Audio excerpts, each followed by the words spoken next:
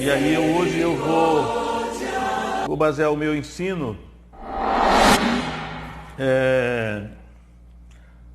na verdade são os 3 evangelhos sinóticos, né, que essa história está registrada. Mas o tema é a filha de Jairo e a mulher hemorrágica. A filha de Jairo e a mulher hemorrágica. E com certeza é um texto muito conhecido. Eu já ouvi muitas pregações sobre este texto, que por acaso aparece nos 3 evangelhos sinóticos, Mateus, Marcos e Lucas. E eu sempre me perguntei por que a história dessa mulher hemorrágica aparece sempre entrelaçada com a história da filha de Jairo. E algumas coisas me ocorreram ao longo dos anos, e hoje eu quero falar sobre este texto numa abordagem tipológica ou espiritual, né? Uma linguagem espiritual. Creio eu que toda a escritura tem uma linguagem espiritual. Existe a linguagem literal, que é aquela que está diante dos olhos, né? E existe a linguagem misteriosa, a linguagem tipológica, que eu acredito que somente por revelação do Espírito Santo nós podemos conhecer. Apesar de que há alguns exemplos na Bíblia. Então, já aqui entrando no texto, eu vou me focar aqui em Marcos 5, 21, diz assim: e passando Jesus outra vez num barco para o outro lado, ajuntou-se a ele uma grande multidão, e ele estava junto do mar. E eis que chegou um dos principais da sinagoga, por nome Jairo, e vendo, prostrou-se aos seus pés. E rogava-lhe muito, dizendo: minha filha está à beira da morte, rogo-te que venhas e lhe imponhas as mãos para que sare e viva. E foi com ele, e seguia uma grande multidão que o apertava. Então certa mulher que havia 12 anos tinha um fluxo de sangue. Aí eu vou dar só uma parada aqui porque o texto é grande, e aí eu vou historiar o seguinte. Essa história, nós vemos aqui que Jairo, principal da sinagoga, ele foi a Jesus para pedir que Jesus fosse curar sua filha, porque ele disse que ela estava à beira da morte. E Jesus naturalmente foi. Enquanto Jesus ia, no meio do caminho, apareceu essa mulher, né? Uma mulher hemorrágica, ou seja, essa mulher sofria de uma hemorragia, e então ela ouvira falar de Jesus, e ela dizia para ela mesma, né, no seu coração: se apenas tocar nas orlas das suas vestes, ficarei curada. E assim ela fez, infiltrou-se pelo meio da multidão, que sempre estava em redor de Jesus, e ela conseguiu tocar nas orlas das vestes de Jesus.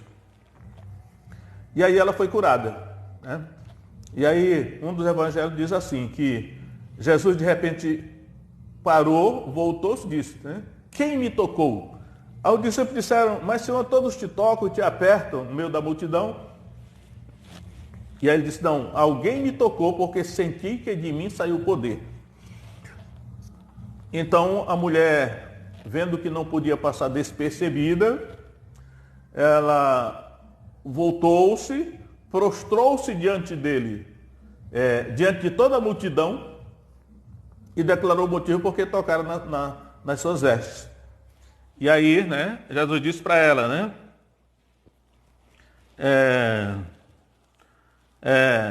filha, a tua fé te salvou, vai em paz e ser curada deste teu mal. Então, aí termina a história da mulher hemorrágica, aí recomeça a história da filha de Jairo.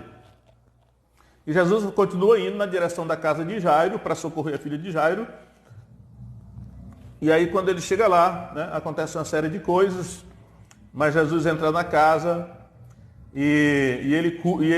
quando ele chega lá, a menina já tinha morrido, né, porque até as pessoas disseram assim: não incomodes mais o mestre, a tua filha já está morta. Mas Jesus disse para ele: não temas, crê somente.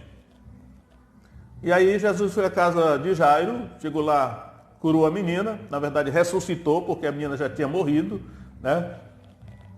E aí fica aí essa história. E eu sempre me perguntei: poxa vida, por que essa essas duas histórias, né, elas aparecem sempre nos 3 evangelhos sinóticos entrelaçadas. Qual o sentido disso? Naturalmente, muitas vezes nós podemos pregar só sobre a filha de Jairo, né?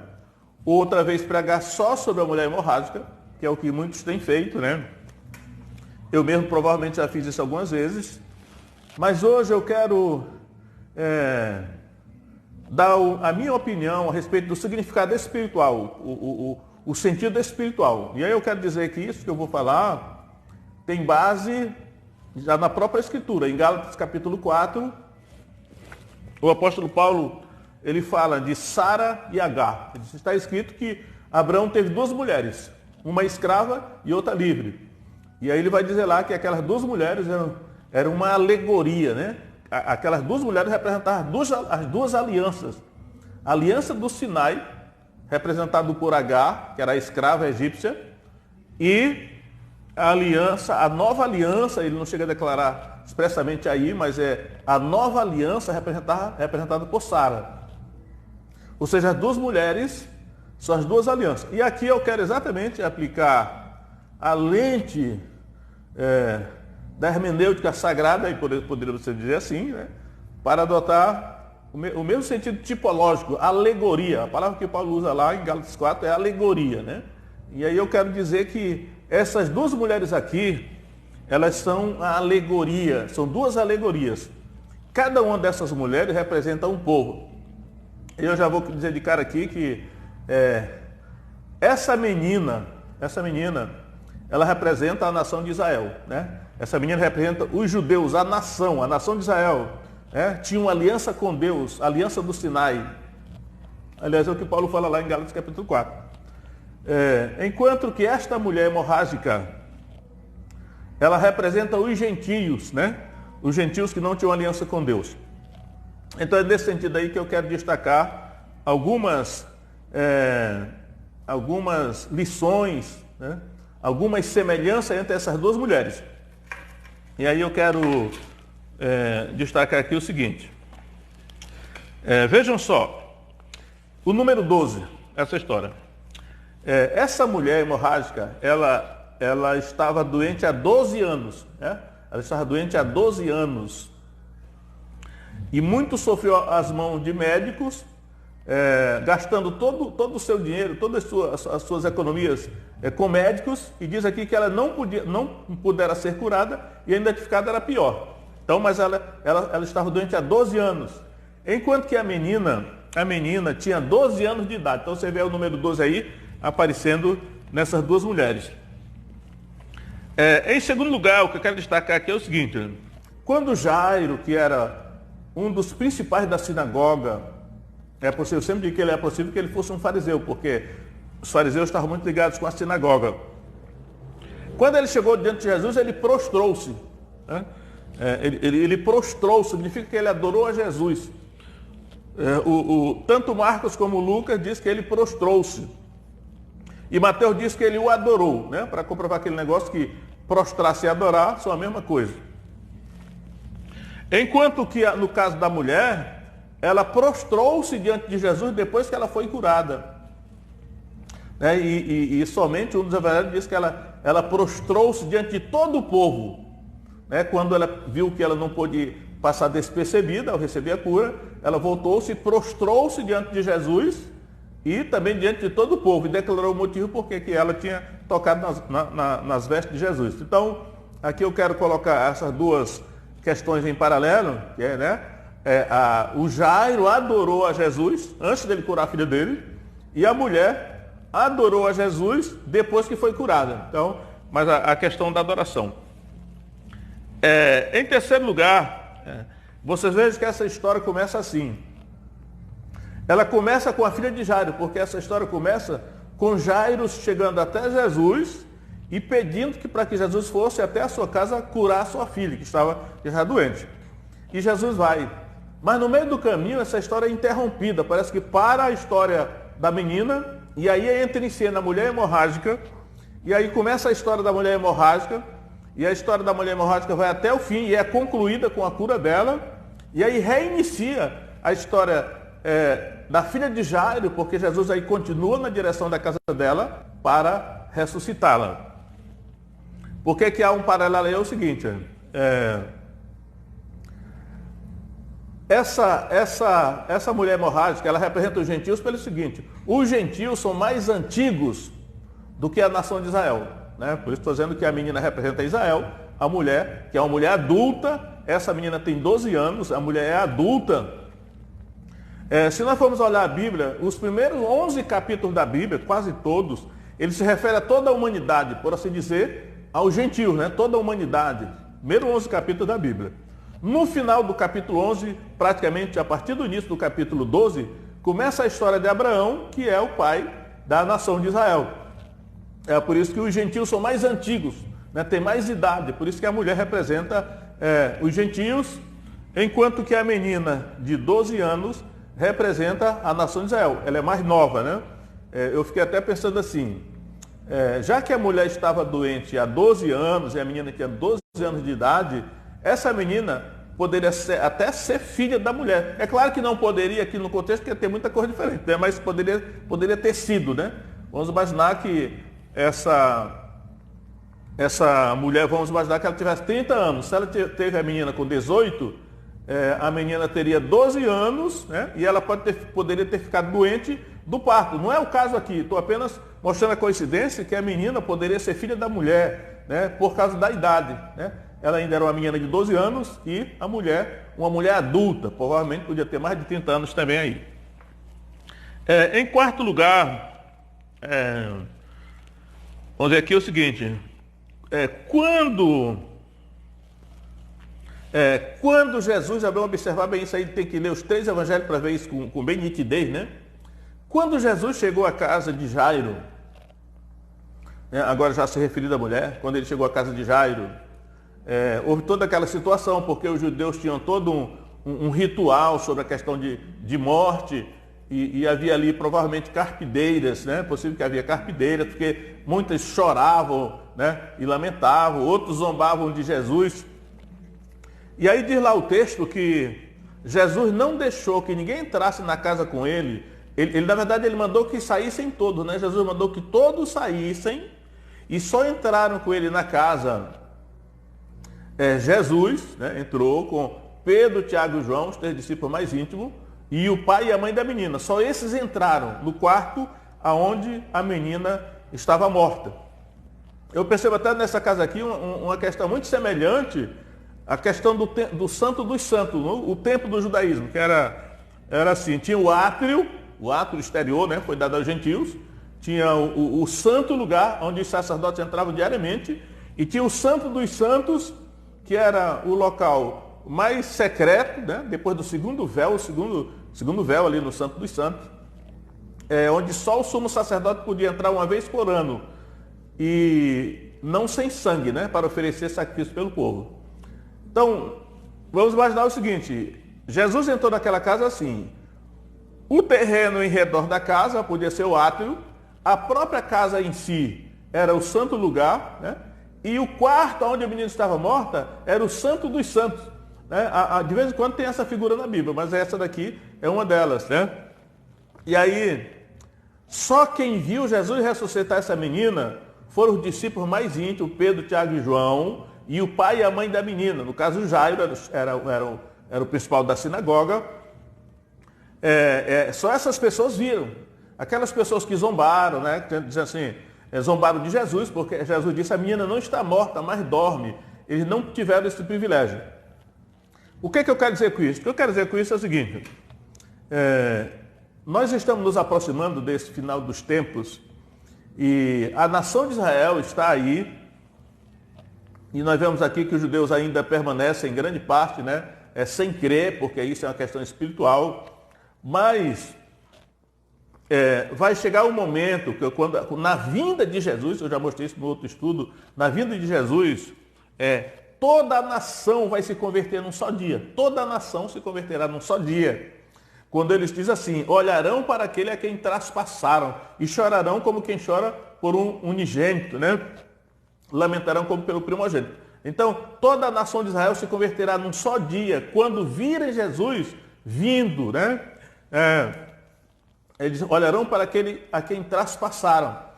Então, tanto o profeta Zacarias diz isso, como João em Apocalipse diz isso também, né? Eis que vem com as nuvens, todo olho verá, até mesmo aqueles que o traspassaram. É nessa hora que toda a nação se converterá ao ouvir a vinda de Jesus. E eu quero mostrar aqui 2 textos bíblicos que vão nessa direção. Primeiro é Gênesis capítulo 45, onde sempre que eu leio esse texto aqui, eu me emociono, porque o reencontro de José com seus irmãos acontece exatamente dessa maneira aqui. É uma tipologia também do reencontro de Jesus com seus irmãos judeus, porque Jesus era judeu. Então, Gênesis 45, 1 diz assim: então José não se podia conter diante de todos que estavam com ele. Por isso ordenou: fazei sair daqui a todo homem. Assim ninguém ficou com ele quando José se deu a conhecer a seus irmãos.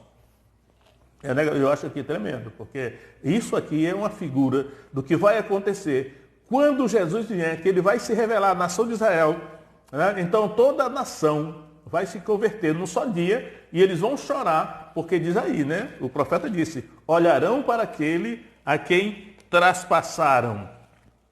E ainda eu quero citar um outro texto em Romanos capítulo 11, onde o apóstolo Paulo discorrendo exatamente sobre esse tema da nação de Israel, né? E o Evangelho, ele vai dizer o seguinte, Romanos 11, 26, diz assim: assim todo Israel será salvo, como está escrito, de Sião virá o libertador, e desviará de Jacó as impiedades. E no verso 28, assim que quanto ao Evangelho, são inimigos por causa de vós, mas quanto à eleição, amados por causa dos pais. Essa nação de Israel que está aí, por mais que eles sejam muitas vezes céticos, né?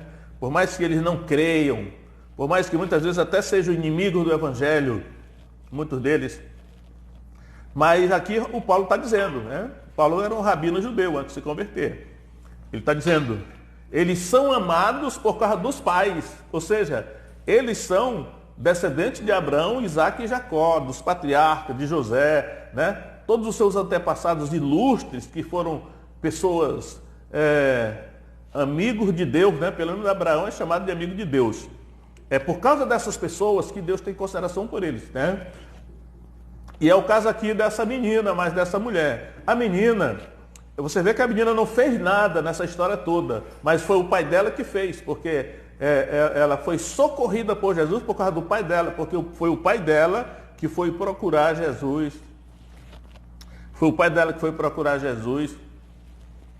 E foi o pai dela que trouxe Jesus até a sua casa, né? Porque ela mesma, ela não fez nada, né? Ela, na verdade, ela estava morta, e morto não pode fazer nada. Então, é como se essa assim, olha, essa nação de Israel que está aí, eles não podem fazer nada.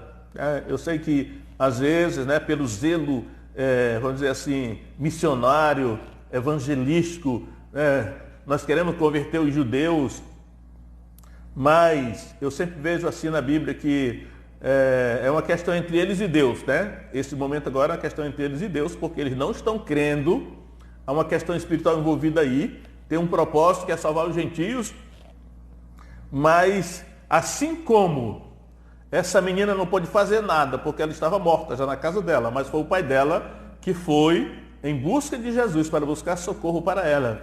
Assim também, essa nação de Israel que aí está, ela pode, vamos imaginar assim, não pode fazer nada espiritualmente falando, né?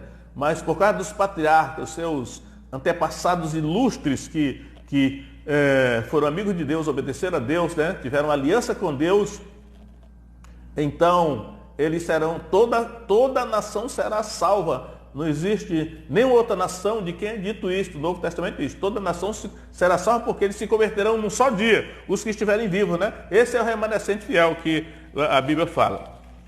Outra coisa que eu quero destacar aqui é o seguinte, nós vemos aqui nessa história dupla que a mulher foi até onde Jesus estava. Os gentios, olha só, os gentios nós, o gentio representado nessa mulher. Os não-judeus, quem não sabe, né, os gentios não são judeus. Existem dois povos, os judeus e os gentios. E aí, essa mulher que é representante aqui dos gentios, ela foi até onde Jesus estava, porque ela creu, né? Ela disse consigo mesmo, no seu coração, se tão somente eu tocar na orla das suas vestes, ficarei curada. E ela foi, ela tocou, ela se esforçou, né? E realmente Jesus elogiou a fé dela, né? Jesus elogiou a sua fé. Filha, a tua fé te salvou, vai em paz e ser curada deste teu mal. A tua fé. Então, nós temos que ir a Jesus, né? Nós temos que ir a Jesus. As pessoas têm que ir a Jesus, por isso que ele disse, vinde a mim todos que estáis cansados e oprimidos, e eu vos aliviarei.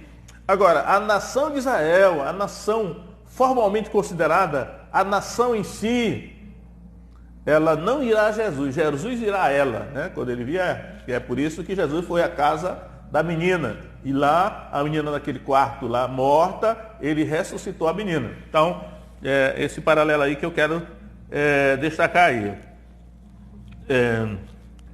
Que mais? Outra coisa que nós vemos aqui, olha. Quando Jesus chegou à casa da menina, os evangelhos dizem assim, que Jesus tomou-a pela mão, ou segurou na mão dela. O evangelho diz assim, tomou-a pela mão, tomou a mão da menina, né? Segurou na mão dela. E no caso da mulher, a mulher tocou nas vestes de Jesus. Alguns acham que a mulher tocou no talite, né? Jesus, como mestre judeu, provavelmente usava o talite, né? Que é aquele lenço grande, né? Que chega a ficar abaixo da cintura e tal, né? Então, é possível que a mulher tenha tocado no talite, nas bordas do talite, que tem um significado muito forte para os judeus, né? Então, a mulher tocou nas orlas da veste de Jesus. Enquanto que Jesus tocou, lá não diz tocou, diz que ele tomou-a pela mão, segurou na mão da menina e ressuscitou a menina. E quando ela tocou nas vestes de Jesus, a mulher, ela foi curada, né? É interessante que a gente pensa o seguinte, a mulher tinha uma hemorragia, ela tinha uma hemorragia, o sangue saía dela. Há 12 anos ela sangrava. Provavelmente ela já estava muito anêmica, né? Porque ela perdia sangue direto há 12 anos, e é uma questão que está prevista lá em Levítico capítulo 15, a questão do vazamento de sangue, né? Na mulher, né? No homem é outro tipo de vazamento, né? Como o sêmen e outras coisas. Até doenças venéreas está previsto lá, mas a mulher era considerada imunda, né? Era impura, porque ela tinha essa hemorragia permanente, 12 anos. Só que a Bíblia diz que a vida está no sangue, né? A vida está no sangue. Por isso lá no Antigo Testamento diz lá, né? Acho que é Levítico, diz assim, para não comer sangue, o judeu não podia comer sangue porque a vida da carne está no sangue. Enquanto que essa menina aqui, quem saiu dela foi o espírito dela. Um dos evangelhos diz que quando Jesus declarou a cura da menina, o espírito dela voltou, porque o espírito tinha saído, né? A mulher quem saía era o sangue, mas o sangue é a vida. Aí mostra aqui que tanto os judeus quanto os gentios estão necessitados de vida, porque os gentios vão sangrando aí pela vida fora, isto é, a vida vai se esvaindo dos gentios, né? Porque eles precisam de Jesus, enquanto que Israel já está morto, o Espírito saiu. O Espírito aqui é o Espírito Santo, porque por mais que a nação de Israel tenha aliança com Deus, feita lá, né, por os antepassados, Abraão, aliança abraâmica, davídica, aliança do Sinai, mas a aliança só é efetiva quando o Espírito Santo ele entra na aliança, né? Enquanto a nação tinha o Espírito Santo nela, ela era efetiva a aliança. Uma vez que o Espírito Santo se afastou, ela ficou morta, né? É a mesma coisa hoje, até uma igreja hoje, uma pessoa hoje, né? Podemos ter aliança com Deus, mas se o Espírito Santo sair, a pessoa fica morta, porque o Espírito é a vida. Ou uma pessoa individualmente considerada. Podemos ter aliança com Deus, até fazer a obra de Deus, mas se o Espírito Santo não estiver, ele se retirou, então não tem vida. Mas no caso da menina diz lá, o espírito dela voltou quando Jesus declarou a cura, né? Porque o que dá realmente é efetividade à aliança, é o Espírito Santo, é a vida, senão é morta, a menina estava morta lá. A outra coisa Eu já falei aqui que a mulher é mais velha do que a menina, porque os gentios são mais velhos do que os judeus, porque os gentios são toda a raça humana, né? Do que a menina. A menina teve a intercessão do pai, a mulher não teve ninguém para interceder, né? Porque os judeus têm toda uma linhagem por trás deles, né? Biológica, a sua descendência de Abraão, dos patriarcas, dos profetas. Então, eles têm os antepassados ilustres que fizeram aliança com Deus, enquanto que os gentios não têm, né? Nós, os gentios, não temos. E aí, mas a fé, porque Jesus elogiou a fé, essa questão aqui destaca-se a fé dessa mulher. Através da nossa fé em Jesus, né? Ela disse no seu coração, primeiro ela disse no seu coração, né? Se tão somente tocar na orla das suas vestes, ficarei curada. E ela foi e tocou. E diz lá que ela foi curada. E depois, Jesus apenas confirmou a cura dela. A outra coisa que eu quero destacar aqui é o seguinte. A cura da mulher foi pública, né?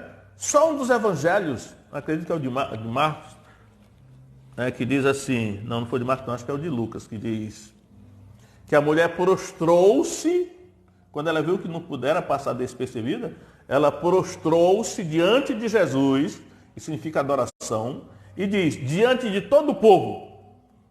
Aí ela não teve que ter vergonha, nem orgulho, ela prostrou-se diante de todo o povo. Foi um reconhecimento público, né? Um testemunho de que ela fora curada. Então, diante de todo o povo, foi pública, a cura da mulher foi pública. Há um contraste aqui deliberado com a ressurreição da menina, que não foi pública. A ressurreição da menina foi particular. No quarto onde a menina foi curada, estava só Jesus, Pedro, Tiago e João, os discípulos mais íntimos, e o pai e a mãe da menina. Uma coisa entre família, uma coisa familiar. Né? Jesus mandou que todos saíssem, só permitiu entrar no quarto essas pessoas. Por quê? Porque a questão da salvação da nação de Israel vai ser uma coisa familiar entre Jesus e os judeus. Né? Jesus é a nação de Israel. As outras nações não estarão nesse negócio. Jesus vai se reunir lá, né? O profeta diz, que Zacarias diz que quando ele vier, os seus pés estarão sobre o Monte das Oliveiras. Ele descerá, né? A Bíblia diz que Jesus descerá do céu com os anjos e o lugar da terra onde os seus pés pisarão será o Monte das Oliveiras, em Jerusalém. Né? E ele disse lá que o monte se fenderá pelo meio, acontecerá uma série de coisas. Mas uma manifestação dessa, os judeus, toda a nação vai se converter, porque eles estarão vendo, né, que aquilo que eles não acreditavam era verdade. O Messias é Jesus. Né? Sim, eu quero terminar dizendo só isso aqui. Eu creio que só Marcos diz isso. Marcos 5:41. É isso mesmo? Olha só. Tomando a mão da menina, disse-lhe, Talita cumi. Só isso, Talita cumi. Só Marcos registra isso aí. Ou seja, Jesus falou com a menina em aramaico. Eu fico estudando sobre a questão do aramaico e do hebraico. Eu acredito que o aramaico é uma espécie assim de dialeto do hebraico. Né? O aramaico é como, eu percebo assim, que na época de Jesus, por exemplo, o aramaico era a língua popular que os judeus falavam. Os judeus falavam em aramaico, era o popular. Tipo assim, tem a Vulgata Latina, era o latim vulgar, o latim que o povo falava. Tem o grego koiné, o koiné é o grego comum que o povo falava. O Novo Testamento foi escrito na linguagem popular, na linguagem do povo. E aí, eu percebo que na época de Jesus já, o hebraico era o dito, né, clássico, era o idioma dos sacerdotes, né? Tanto é que quando Jesus apareceu para Paulo no caminho de Damasco, diz lá, um dos textos diz, Jesus falou em hebraico com Paulo. Por quê? Porque Paulo era um rabino judeu, era um erudito judeu. Então, Jesus falou na língua dos eruditos judeus, em hebraico. Só que, normalmente, os judeus falavam em aramaico no dia a dia. Então, aqui, Marcos registra que Jesus falou com essa menina em aramaico, o idioma popular dos judeus. Né? Isso... E ele falou com a mulher no coloquial lá, que podia até ser aramaico também, mas só que não é registrado, né? O que está registrado aqui é que Jesus falou em aramaico, Talita cumi. Eu creio que o sentido, o evangelista diz aqui, na tradução diz assim, Talita cumi, que traduzido é, menina, a ti te digo, levanta-te. Ou ele só disse assim, menina, levanta. O que significa mais é uma evidência na direção de que essa menina realmente representa toda a nação de Israel. Então, aí está essa tipologia, linguagem espiritual misteriosa que a Bíblia tem, que só o Espírito Santo pode revelar, né? Eu sei que é um assunto assim, um tanto quanto talvez só interessa para aqueles que estudam mesmo a questão, né? Envolvendo a nação e tudo mais. Às vezes é mais fácil a gente falar só assim, a mulher foi curada, nós podemos ser curados, a menina foi ressuscitada, nós podemos ser ressuscitados. Porém, eu creio que essa linguagem misteriosa que existe por trás dos textos, ela é para ser declarada, porque foi para isso que Deus colocou aí, né? Então, quem pode receber isso, receba. Que Deus abençoe aí, cada um de vocês aí, né? Nesses tempos tão bicudos, tempos difíceis, tempos penosos, né? Que a Bíblia fala, Paulo fala, os últimos dias, né? Que nós precisamos ter os nossos olhos nessas coisas sublimes que vão acontecer, né? Jesus virá, né? Todo sofrimento aí vai acabar. E nós precisamos também reconhecer que Jesus hoje mesmo, ele pode fazer isso, como na verdade tem feito, né? Tanto pode curar as enfermidades, como curou da mulher. No caso que se destaca aqui foi a fé da mulher, nós podemos ter fé hoje para que ele nos cure. E também pode ressuscitar mortos, né? Como ressuscitou essa menina.